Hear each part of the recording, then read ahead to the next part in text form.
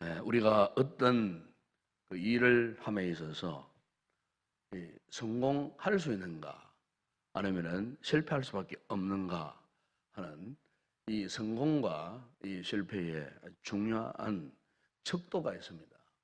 그 척도가 뭐냐면은 그것을 어떤 생각으로 바라보느냐, 바로 그 생각의 차이가 바로 성공과 실패를 가름하는 단추가 될 수 있다고 그렇게 말할 수가 있겠습니다.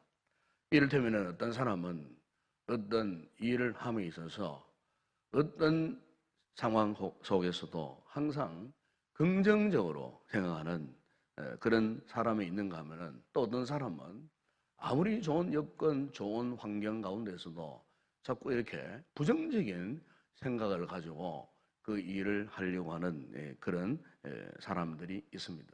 중요한 것은 이렇게 어떤 생각을 하고 있느냐, 긍정적인 생각이냐, 부정적인 생각이냐, 여기에 따라서 우리가 이 한 해 동안 하고자 하는 그 일을 성공할 수도 있고 실패할 수도 있다는 것입니다.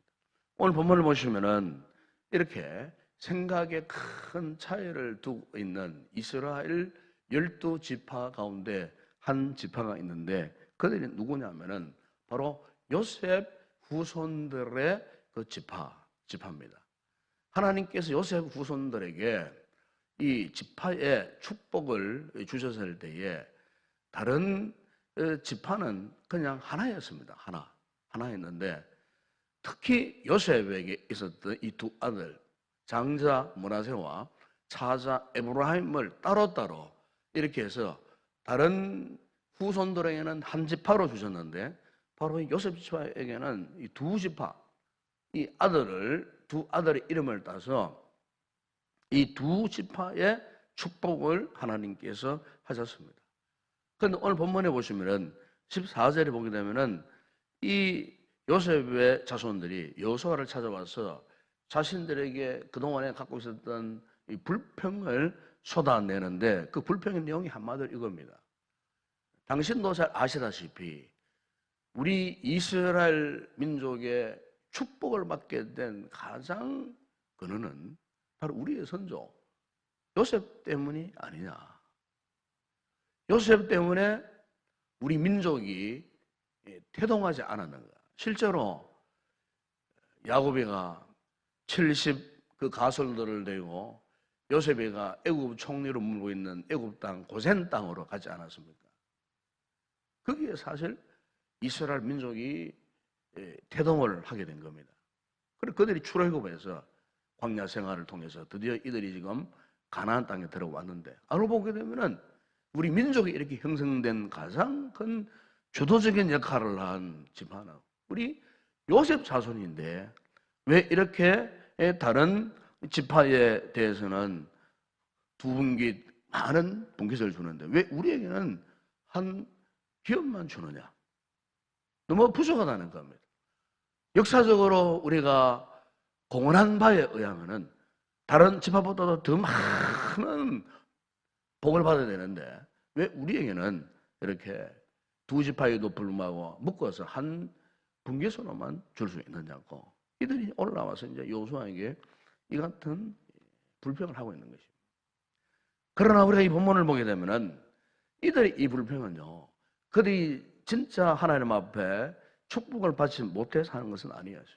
한마디로 말하면은 그들은 단순히 자신들의 욕심, 다른 지파보다 더 많은 것을 쟁취하기 위한 욕심 때문에 지금 이들이 여호수아 앞에 올라와서 이런 이 불평을 하고 있는 것을 볼 수가 있습니다.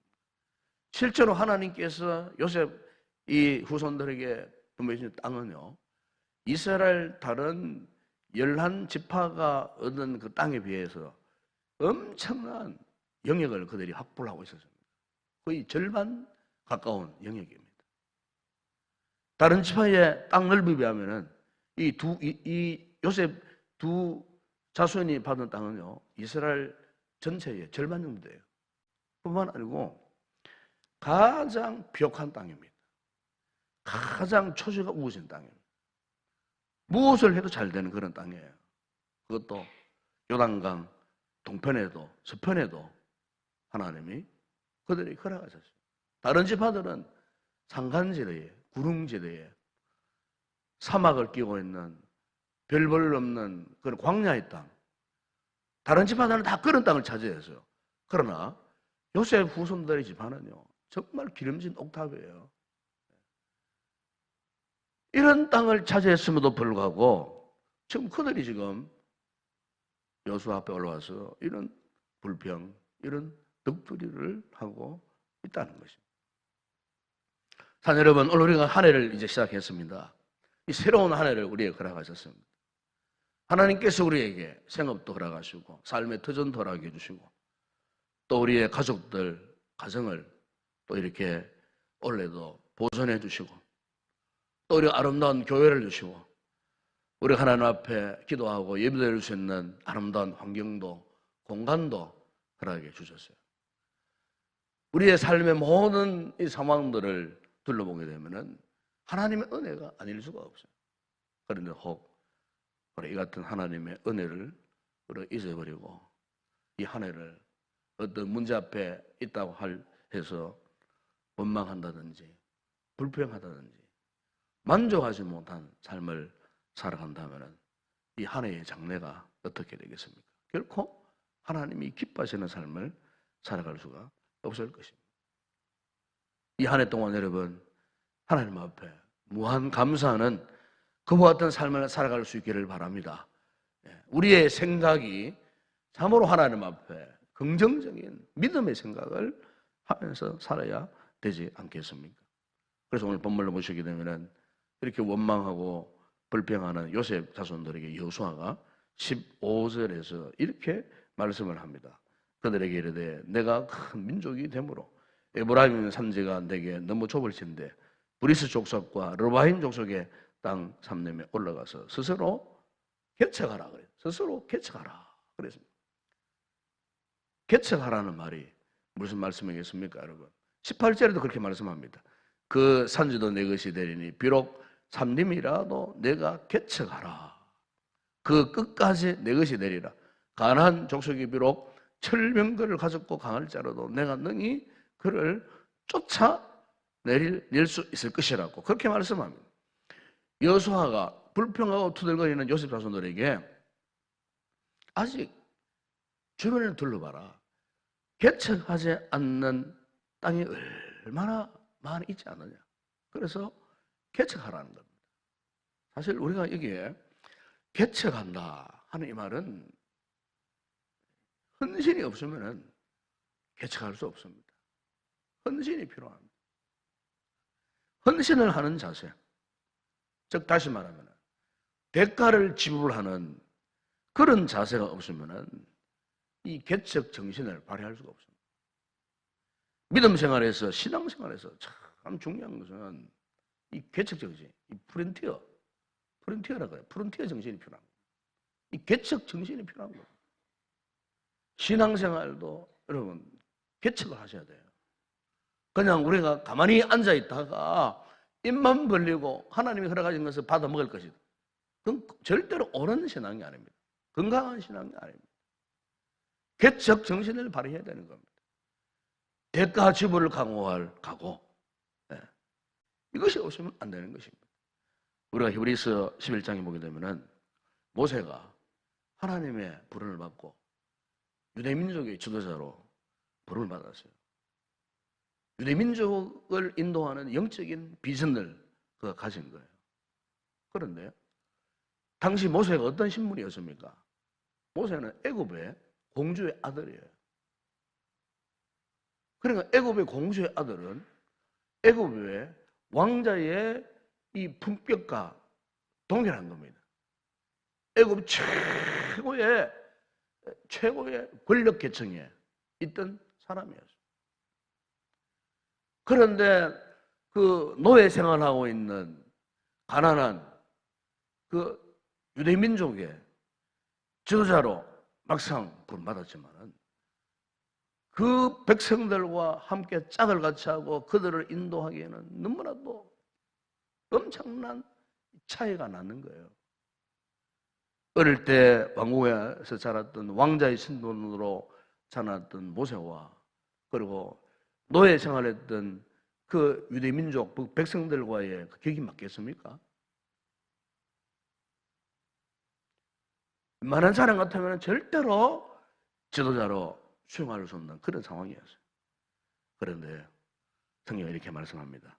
믿음으로 모세는 장성하여 바로의 공주의 아들이라 칭함받기를 거절하고,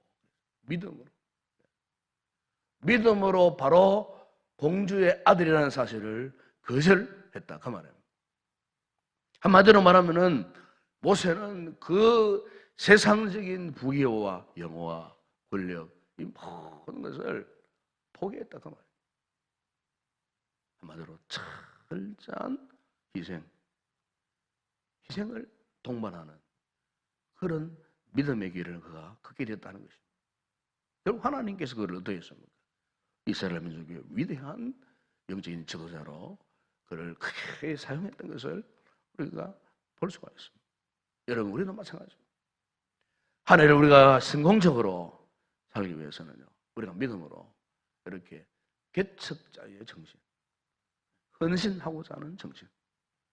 그런데 우리가 한 해를 이렇게 하나님 앞에 약속을 하고 기도를 하고 또 헌신하겠습니다, 희생하는 삶을 살겠습니다, 개척자의 삶을 살겠습니다 하고 결단하고 나서지만은 우리 앞에는 사실 많은 장애물들이 있을 수 있습니다.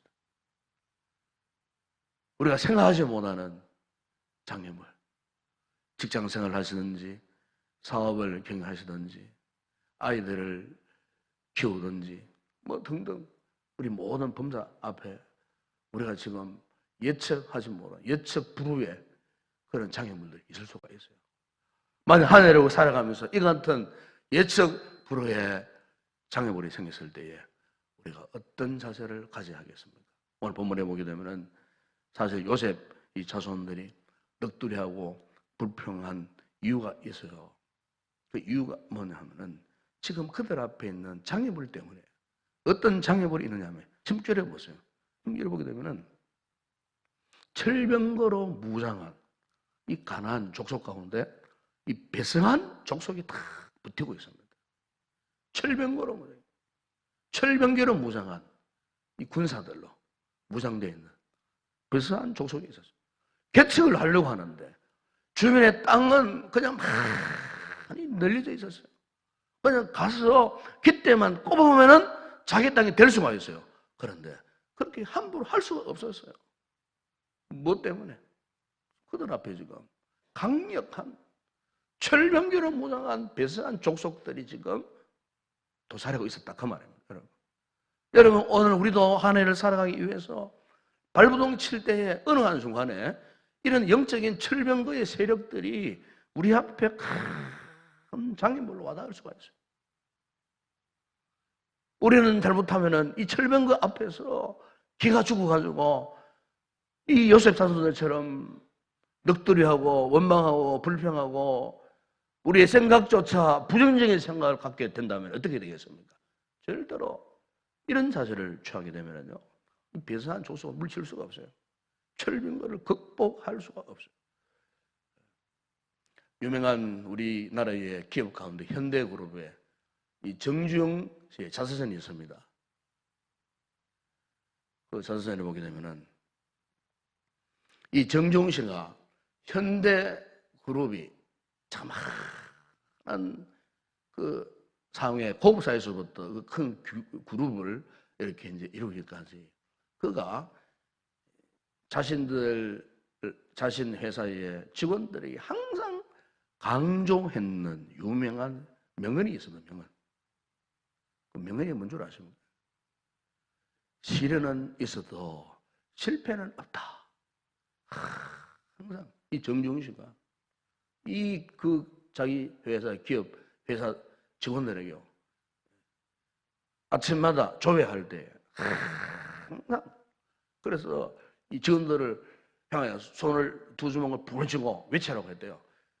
시련은 있어도 실패는 없다. 시련은 있어도 실패는 없다. 매일 아침 세 번씩 시련은 있어도 실패는 없다. 정중 회장의 그 일평생 좌우명이 바로 이거였답니다. 시련은 일수도 실패는 없다. 그래서 여러분, 그분이 왜 이런 인생의 좌우명을 갖게 되냐 하면요, 그 이유가 있어요. 유래가 있어요. 그분이 북한에서 혼자 송아지 한 마리 끌고 내려와가지고 이렇게 자두선거 할 때 인천 그 부두가에 막판 노동자로 일을 할 때였어요. 너무너무 피곤해가지고 그 참 부품없는 숙소에 들어와가지고 이 등짝을 붙이고 이제 잠을 한참 자는데 등이 그렇게 가렵고 따갑더래요. 그래 일어나 보니까 그 바닥에 빈대가 우글우글. 옛날에 빈대가 많았잖아요. 옛날 우리나라에 빈대가 많았어요. 빈대 때문에 잠을 못 자는. 그래가지고 그 옆에 조그만한 탁자, 식탁 탁자가 하나 있길래 어떻게 했냐면 이 정중 씨가 식탁 탁자 네 발에다가 양동이에 물을 담아가지고 그래서 물 네 군데다가 탁자 다리를 맞춰가지고 탁자 위에 올라가 잤다는 거예요. 하도 빈대가 많아가지고. 그래가지고 한참 자다 보니까 또 몸이 가려운 거예요.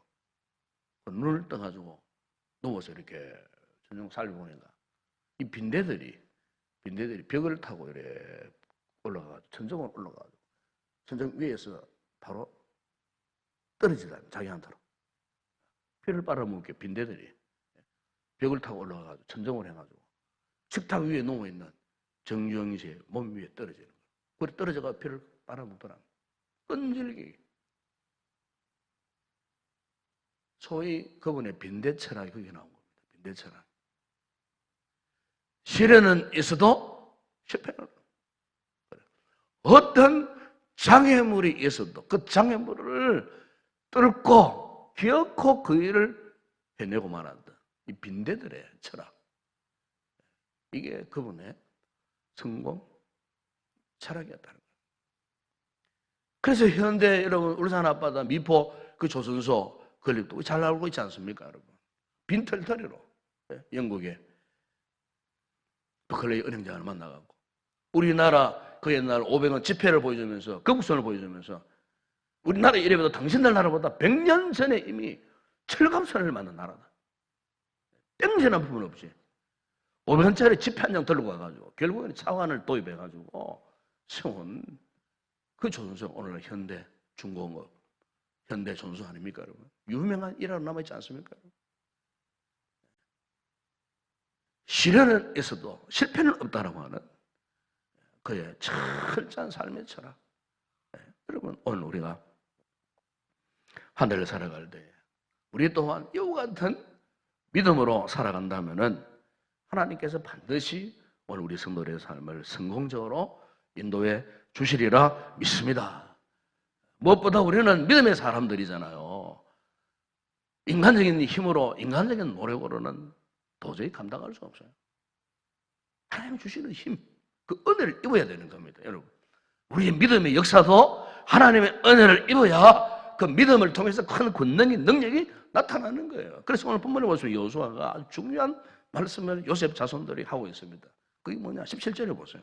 여호수아가 다시 요셉의 족속 곧 에브라임과 므낫세에게 말하지 그러되 너는 큰 민족이요 권능이 있은지 큰 권능이 있다. 능력이 있다. 이 권능이 어떤 권능이겠습니까? 하나님이 요셉 자손들에게 주신 권능 아니겠어요? 능력 아니겠어요? 요셉 그들의 선조 요셉을 보십시오. 꿈을 가지고 애굽 땅에 노예로 팔려가서 참 13년 동안 온갖 고초를 겪었지만은 요셉이가 한 번도 하나님을 원망하지 않았어요. 하나님이 그에게 큰 은혜를 베풀어 주신 거예요. 그 하나님의 권능이 되어가고 결국 하나님께서 요셉을 어떻게 했습니까? 애굽의 위대한 바로 다음에 두 번째 권력자로 하나님이 그를 세우셔갖고 세워주신 사용하신 그 같은 모습 바로 그 요셉의 그 권능, 능력, 은혜가 너희들에게 있지 않느냐? 여러분 그렇습니다. 오늘 우리가 한 해를 살기 위해서는 하나님의 능력이 필요합니다. 하나님의 은혜가 필요합니다. 그래서 우리는 기도해야 되는 것입니다. 기도할 때 하나님께서 우리에게 이 같은 은혜를 베풀어 주시는 겁니다. 빌립보서 3절에 내게 능력 주시는 자 안에서 내가 모든 것을 할 수 있다고 사도 바울도 그렇게 고백하지 않았습니까? 전능하신 하나님, 능력의 하나님, 우리를 보호해 주시는 이 하나님을 우리가 전적으로 신뢰하는 믿음과 확신을 갖고 주시는 이 본능의 힘을 입어서 이 한 해를 그야말로 개척자의 정신으로 헌신하고 하나님 앞에 대가 지불을 능히 잘 감당해서 여러분의 삶과 여러분의 가정과 기업을 성공적으로 이끌어가고 세워가는 그런 복된 성도 되기를 주의 이름으로 축원합니다. 기도하겠습니다. 거룩하신 아버지 하나님 감사합니다. 2018년도 우리가 첫째 주간 이렇게 하나님 앞에 특별 축복 기도 주간으로 작정을 하고 오늘 첫째 날 우리가 이곳에 올라와서 주신 이 말씀 한 해 동안 우리가 어떤 정신으로 이 한 해를 살아가야 할 것인지 말씀을 통해 우리에게 권면해 주셨는 줄로 믿습니다. 바로 개척자의 정신을 가지라 말씀하셨습니다. 헌신하고 투자하고 참으로 대가 지불을 각오할 긍정적인 믿음의 자세로 살아갈 때에 하나님께서 한 해 동안 우리의 삶을 다스려 주시고 축복해 주실 줄로 믿습니다. 아버지 앞에 우리가 믿음으로 살기를 원합니다.